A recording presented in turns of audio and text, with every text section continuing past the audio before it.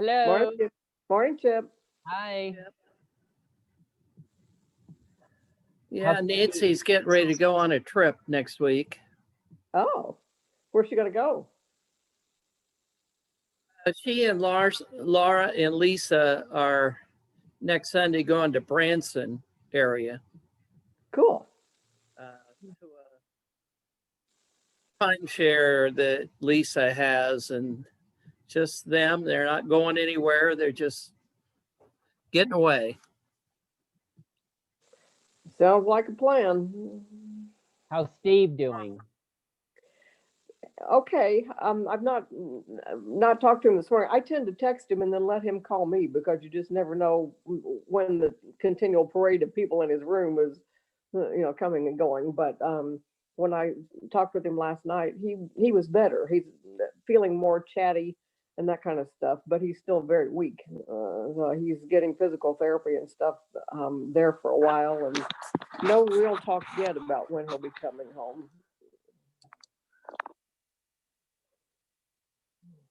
You doing all right, Chip? Vincent, I'm doing good. he's at St. Vincent, Yeah, the main one. yeah, 86th Street, right? Yeah, we had been to the emergency room at St. Francis Mooresville twice.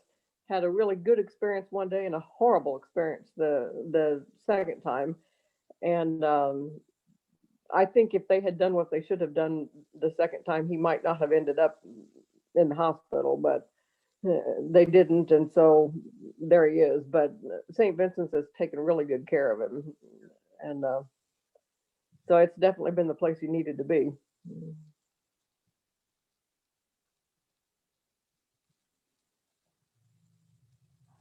How's your family, Oh, Chip? oh. Where'd I go? Yeah. Oh, there I am. Everybody's doing well. Drake starts the school full time tomorrow. And it's a good thing because e-learning is not working for him.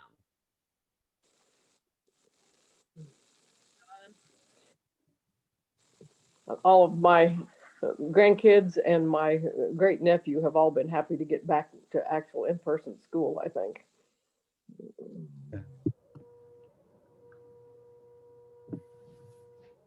John, how are you and Betty this morning? We're well. How's Steve? Hanging in there. Is he home, still in the hospital? What's his? No, he's still in the hospital. Okay. No real discussion yet about when he might come home. Maybe, first part of the week, I would think, but I don't have any idea. He's very, very weak, getting physical therapy and that kind of stuff to try to help get his strength back and all that. Okay. So hopefully sometime soon. I'm getting kind of tired of my own company, but Yeah. Well, we had a scare this week. Tuesday morning, my mom called me. I took her to the hospital and she'd had a heart attack. oh my God. They put in a stent, came home the next day. Wow. Wow. Good. So It's amazing what they can do these days. oh, it is. It's just amazing. How's she feeling? She feels fine. In fact, she wanted to drive Friday, and I said no. He said 2 days. Can't drive till Saturday. Oh dear. Of course, more pills, and she doesn't like that. But you know. That's funny. Morning, Sue. Good morning. Morning, everyone. Morning.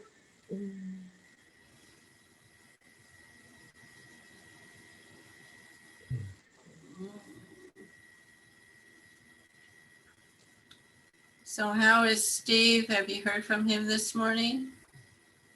Haven't talked to him this morning, and I texted him, and he hasn't responded back yet. But when I talked to him last evening, his voice sounded a lot better, a lot stronger. So I think he's coming along, but he's going to have a ways to go. Yeah. But his pneumonia is much better, so that's good. That's not something to mess around with. Right. We have a deer that shows up every day between 5 and 6. Nancy's named her Deary.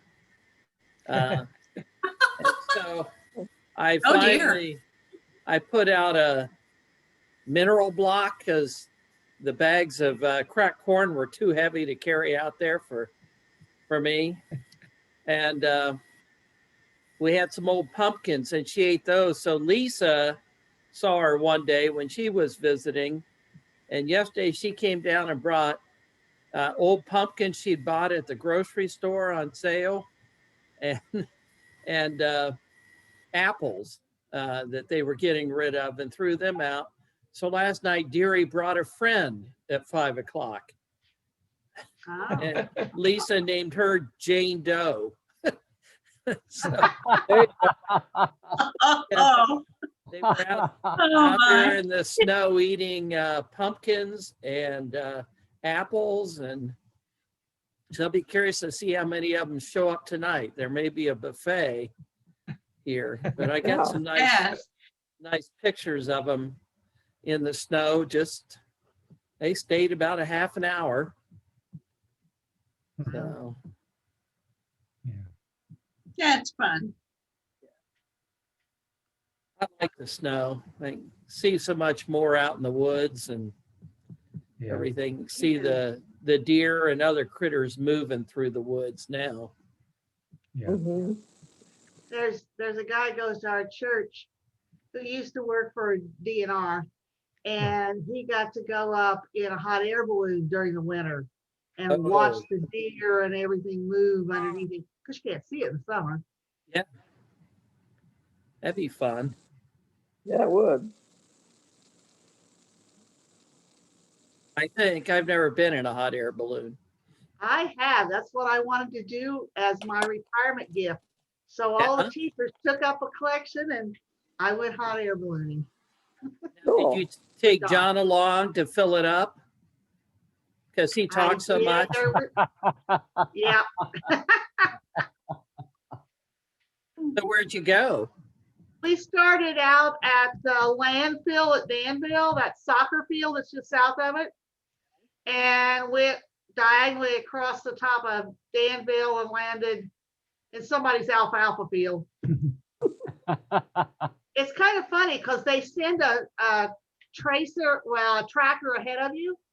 And if they see that's where they're going to land, they go and ask the owner, is it okay if we land right here? Hmm. So, I didn't know how they did that part of it. yeah, there can only be like, what, 7-mile-an-hour winds or below. It's real calm when they do it. And this guy was also a pilot and one of the air traffic controllers that did the balloon ride. So I trusted him. When my sister and I spent part of a summer in Colorado visiting my other sister, the field right next to the condo she rented was a balloon takeoff field.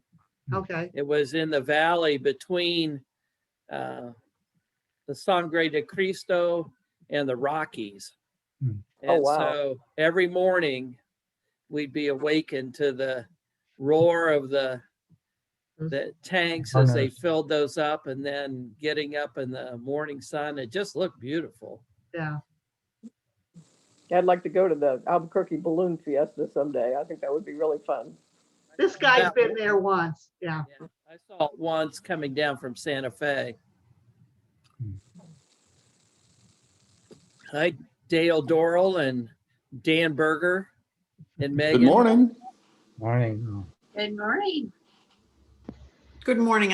I'm still like trying to assemble my breakfast. I'm very sorry, but I'll be very worshipful in just a few minutes. I hope you brought enough for everybody. Yeah, yeah. Yeah, But the I'm having trouble with a delivery system, but I'll get right back to you. Okay. That was a discussion on the Association of Bad Friends this week, was whether you were allowed to eat during meeting for worship Oh, on okay. Zoom. All right. I think really the theory is no, but there's widespread utilization of coffee cups, I'll tell you that. Yeah. I saw one. Yeah, Dale's got his. I saw one that said, blow on your coffee cup when you fill it full of wine and they'll think it's coffee, cooling it down. Yeah. How's Dan Berger? Well, I'm good this morning. Went to the oncologist on Wednesday and got the results of the blood test from a week before that. And Dr. Smith says it all looks just fine. Yay, Come back and see me in 2 months. So Okay. Yeah. Good. wonderful. the stem cell transplant is continuing to have done what it was supposed to have done. So Wonderful. That's great. thankful for that. That's right. Did get a call from Nick yesterday that says he's tested positive for COVID. He's been taking tests once a week at Lockheed where he works, and they've all been negative up to last week. And so he self-quarantining for 10 days and has no symptoms thus far. So keep fingers crossed for that. Yeah, hopefully if he does have any, they'll be very mild. Well, Nick is kind of he flies off the handle initially and then gets over the, oh my God, I'm dying. And it's a very low percentage. So, and I'm not 80 years old. But he was pretty upbeat, talked about how much he liked his job now. And you could hear it in his voice that he was just a lot happier than I've heard him for a while. Good.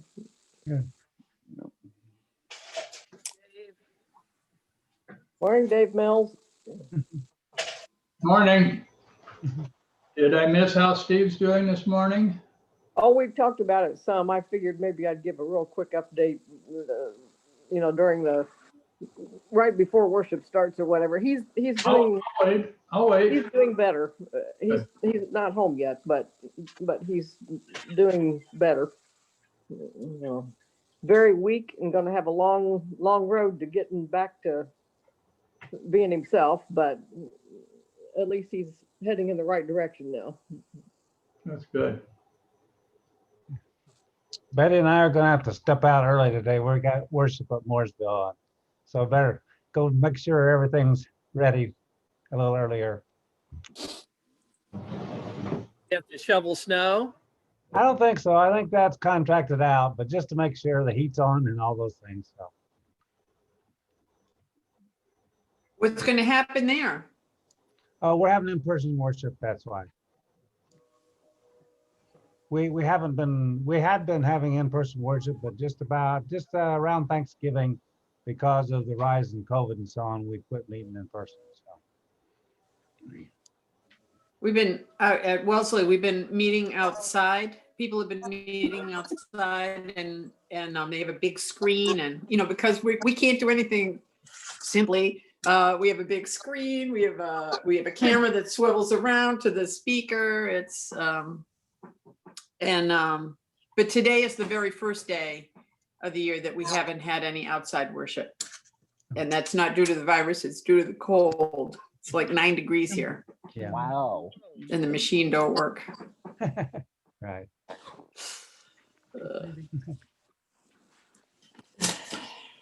With Chris.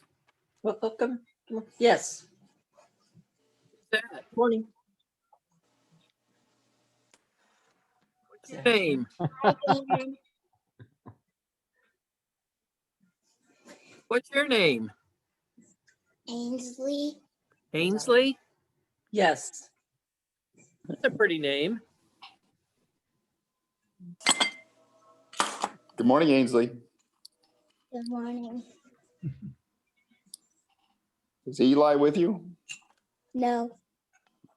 He wanted Is to that go good? to church. He wanted to go to church with mommy. Oh, I, that's nice. Yeah. I'm taking a picture right now. You're making a picture? Yeah. How old she?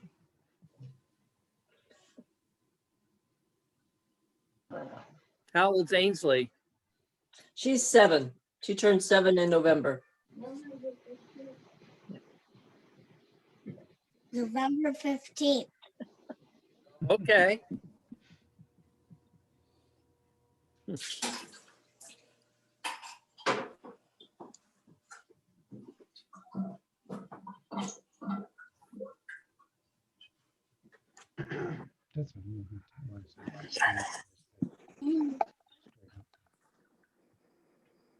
Carol's, no, doesn't matter.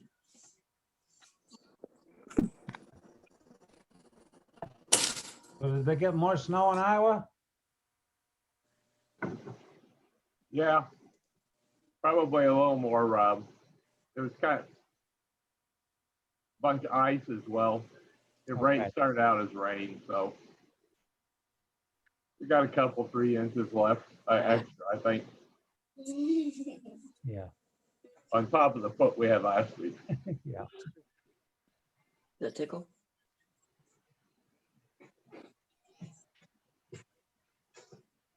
About time to start. So are there joys or concerns to share? I think Lynn could give us an update on Steve. I just got a text from him, said he's a little better this morning. He's doing all his morning hospital routine, so he's busy, but he's making progress. His voice sounds stronger every day when I talk to him and that kind of thing, but he's working with physical therapy to try to get his strength back, and hopefully he'll be coming home sometime this week, but I don't know. There's been no actual talk about when yet. And I'm doing okay. If you get the COVID, I highly recommend getting the antibody infusion. I think that really has made a difference in the seriousness of my own symptoms and that kind of thing. So if you come down with the bug and you have that option, I would sure recommend it. And your prayers for both of us are much appreciated. We really appreciate how everybody's reached out to us. So have you tested positive too? Yes, Lynn tested positive too. Sorry, I didn't hear that. Yes, I tested positive on Tuesday and got the antibody infusion on Thursday. And I don't know how serious, of course, my symptoms would have been anyway, but I really do think that the infusion has helped keep it moderate. It's pesky, but not life-threatening. So I think it's been helpful.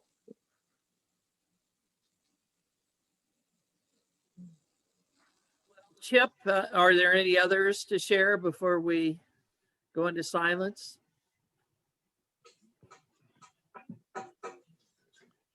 Chip is our worship leader today, so he will speak as led out of the silence. So if you'd put yourself on mute, and we will proceed.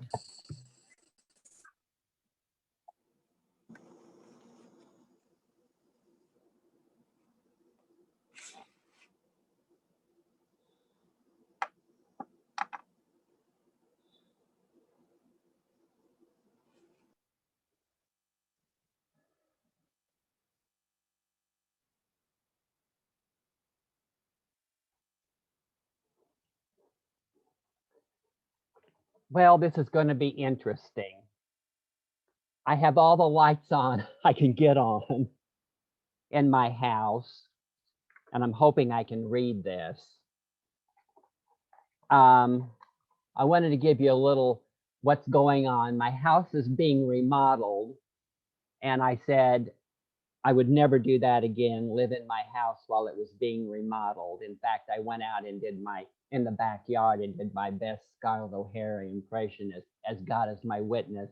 I'm never going to go through remodeling and live in my house. But here I am living in Mother's house and it's being remodeled.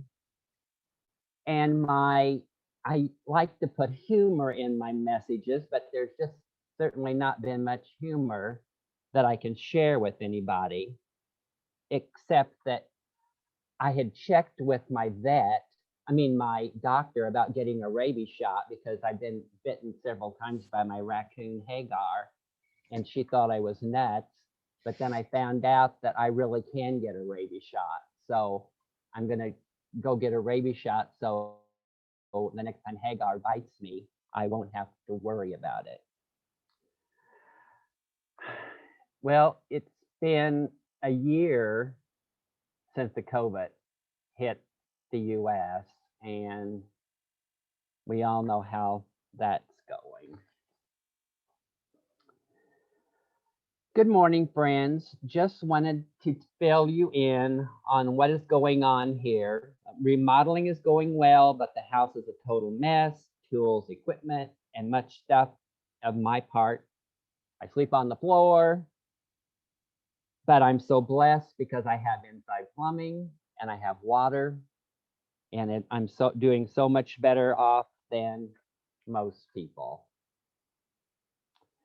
As I started writing this message, I had just opened my emails. One was from Brent giving me the link to the meeting, and the other was advising me that the book I had just ordered, Meeting Mrs. Jenkins by Richard Burton, a book about Elizabeth Taylor, had arrived. This statement tells you two things about me. Elizabeth Taylor played a big part in my life, and I put things off to the last minute. I had planned to talk about depression and how I had several friends feeling so bad that they just wanted to end it all for one reason or another. And on the other hand, I wanted to know where God was and how he was allowing all this craziness in the world. No divine guidance. It happens all the time in movies. God will open the Red Sea and let everybody in, and God tells Noah to build an ark. It's going to rain. And he told Lot, if you can find some people, good people, I won't destroy the city. So, well, I think I can do both. Depression and where is God? I know about depression because it is something I deal with daily. I'm on meds for it. They help. But then the medication can only do so much. I had to adjust my way of thinking. I try to find joys in my life. I turn things over to God. I just do what I can. I help those around me, and that makes me feel good. And God shows me what a great life I have and how totally blessed I am. It wasn't always that way. Growing up, I often thought that suicide was the answer. It seemed so easy in the movies. I saw Claudette Colbert do it. She just took a snake, put it to her chest, and that was the end. You see, to escape my crazy life, I would come home from school and watch Francis Farmer Presents and escape into all those wonderful old films. And when I wasn't watching in front of the TV, I was being one of those characters from the films. And I'm sure that drove my parents crazy. Well, one day I thought, if I kill myself and Elizabeth Taylor makes another film, I won't get to see it. Now, that may seem like a silly thing, but it did keep me alive. I thought I had put all that thought behind me of suicide, but then years later, I would get a call from the coroner telling me that my best friend had hung himself. I had talked to Mark earlier that day and felt something was wrong. I wanted to come and get him and bring you back to my house, but he said no.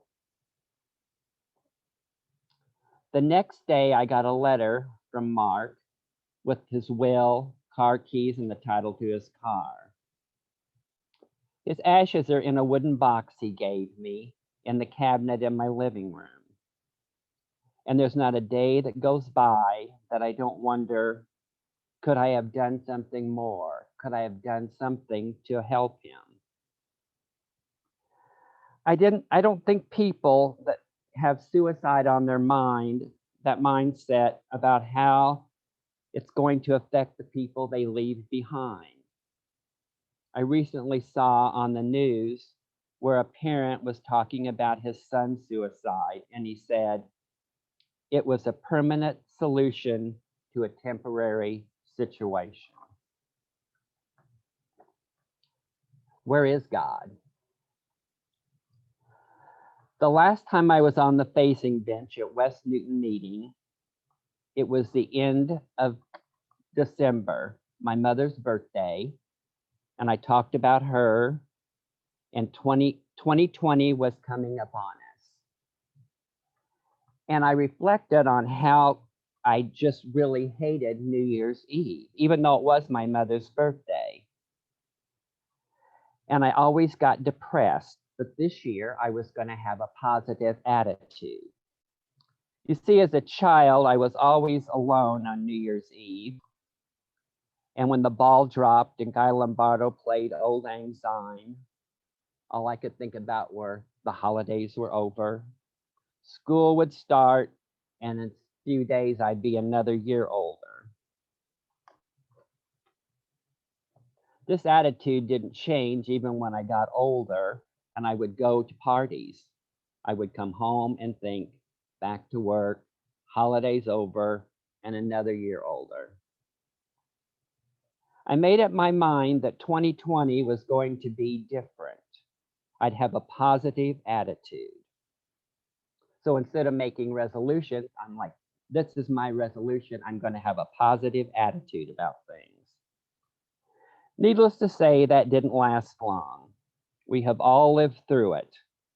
We lost friends and family. We have been through lockdowns and civil unrest. We all pray and still people die. The virus gets worse, and the country becomes more divided. Now, I pray differently than most people. I go outside and I point up at the sky and say, you didn't keep your eye on that one. What were you thinking? How could you let that happen to those people? Or, you had your big chance. Why didn't you zap him? You get the point. I was wondering what had happened to God, and then I found him.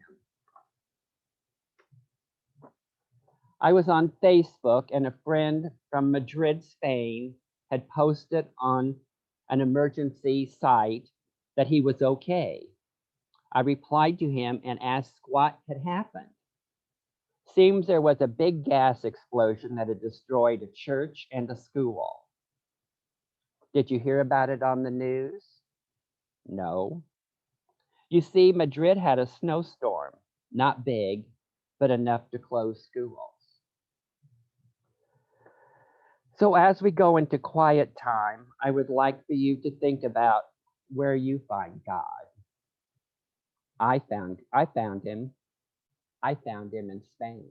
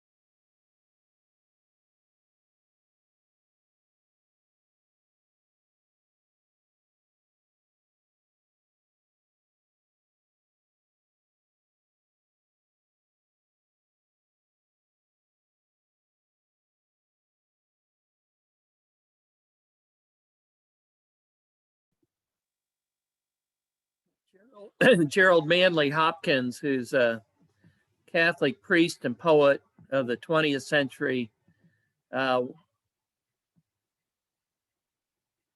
a poem in which he has a line, Christ is at play in 10,000 places, a light in faces that are not his own. And I was thinking about that as Chip was talking. Like Chip, I've faced depression throughout my life, had some pretty dark spells, and in those times it was hard to find where God was. And I finally, as I went through, I found God was not in the people who kind of gave me advice like suck it up, buttercup, and get on with it, or oh, you have so much to be thankful for, but rather a doctor who said, well, that medicine didn't work, but the next one will. Another friend who was a school psychologist who made me a tape of relaxation and deep breathing exercises so that when I felt a panic attack coming on, I could slip on my headphones and listen to his soothing voice, and oftentimes ended up falling asleep. And then this woman that I lived with who would help me get dressed and watch me get in the car just to make sure I didn't come back again and crawl into bed after she went to work. Yeah, who was that? I wonder. But it was through their caring, I began to see the face of God in them. And that poem always meant a lot to me because Christ is all around us. God is around us. Even when it's hard to see through the darkness. And I'll end there.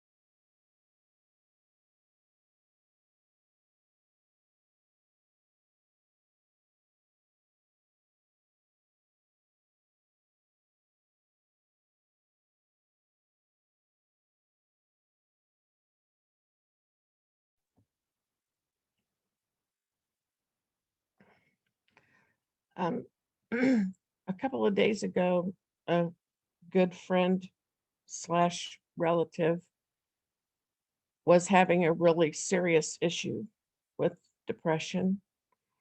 And Brett and Chip, you both said things that maybe were not helpful. And what I would wish that you could do is when you send the email, maybe write a list of things that are helpful to say and things that are not helpful to say to somebody that's in a serious situation like this, because I don't know what to do to help this person.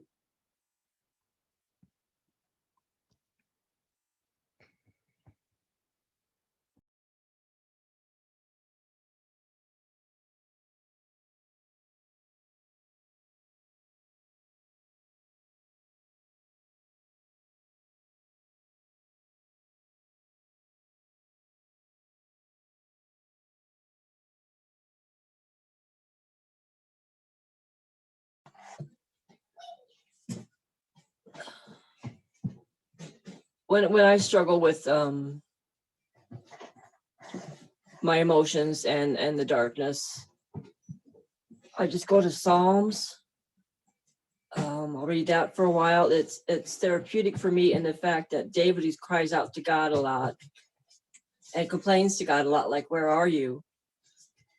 And which is part of the darkness. And then it just turns around into a love and praise thing somewhere through the Psalms. They go through that cycle. And for me, it helps me get my emotions out. But yet I come back to reality and know that God loves me. I don't know if that'll help your friend or not. It's kind of where I go to. Well, the other problem with that is that on her Facebook page, it says she's pagan. So I don't, that's a whole other issue, but yeah. But thank you. That's good to know.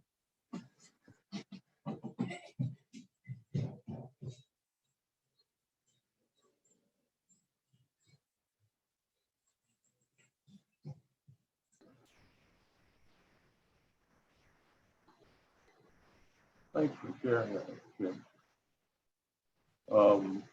As someone who has dealt with depression, different points in my life, I'd say probably a low level, most of it. I found ultimately that some of the roots of my own depression were in experiences that had happened from my adolescence, boarding school. Ask myself, why, where are you, God? Some of those questions, I think, are quite normal, a little bit. Songs, poetry. One of my own songs was, if I can, where are you now, God? Why am I now left to deal with the pain of a child's soul scars and unbearable pain, shame? The sense that I found was that God didn't prevent those things from happening, but God was present, crying. That God was present in the midst of that, hurting too. And I guess my response is not so much what you have to say, but don't go away. Just be present. Just don't let that that depression. Don't let it push you away. It's not so much of what. In fact, probably there's nothing to say. But just be a friend.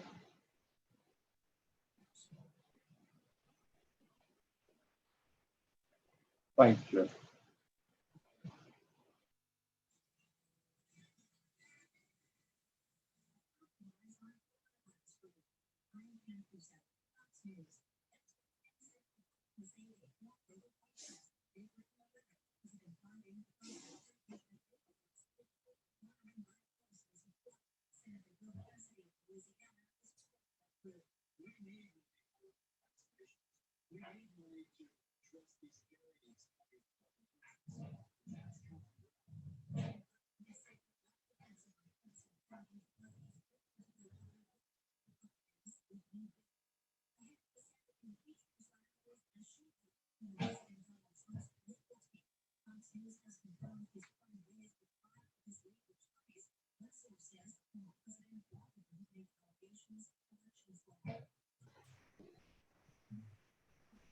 The end of that poem.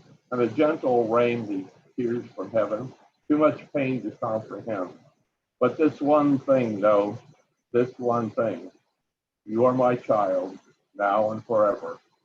I hold you now as I held you then, and I love you now as I love you then.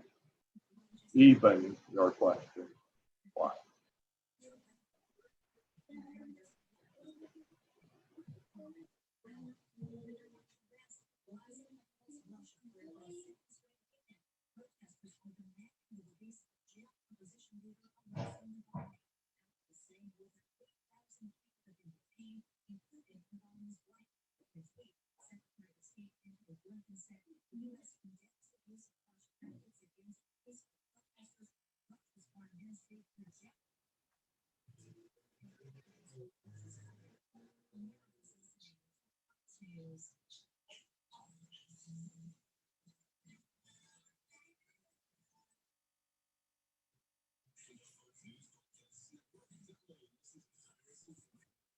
We've come to the end of our time.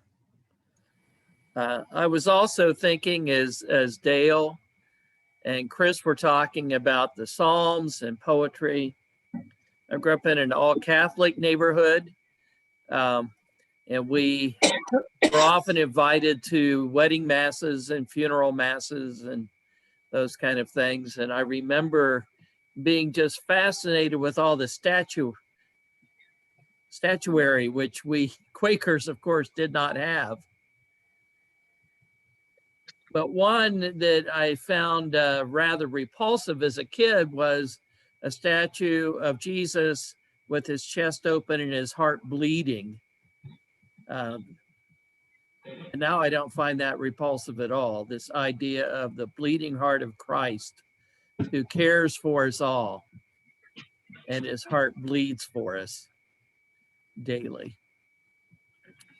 So thank you all who shared, and Chip for your message. Any closing thoughts before we say goodbye?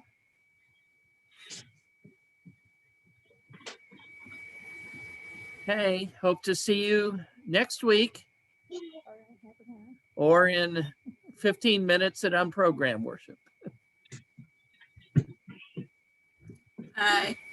Thank you all.